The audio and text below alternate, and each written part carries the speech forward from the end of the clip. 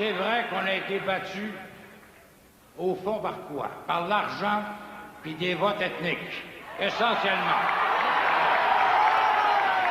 Sur le référendum de 95, oui. Qu'est-ce que vous vous rappelez de cette journée-là en tant que telle?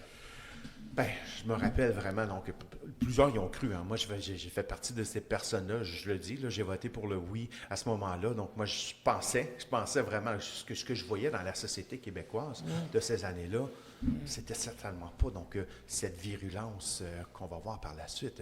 Au même moment où il y avait le référendum sur la souveraineté, il y avait une guerre épouvantable en ex-Yougoslavie. Il y avait énormément de musulmans, pourtant, hein, de musulmans bosniaques qui quittaient à ce moment-là donc les génocides et les nettoyages ethniques donc, du régime de Milosevic et de Karadzic.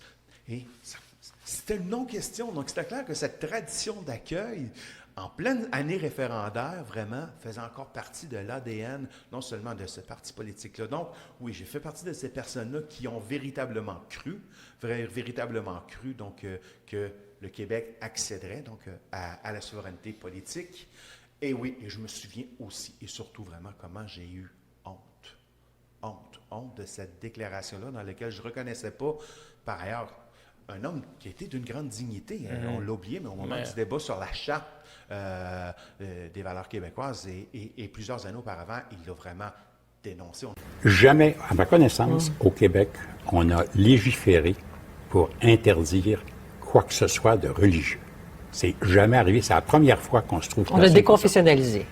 On a tout déconfessionnalisé. Les commissions scolaires. Hein? Mais je me souviens pas qu'on n'a jamais passer une loi ou des règlements pour interdire quoi que ce soit de religieux.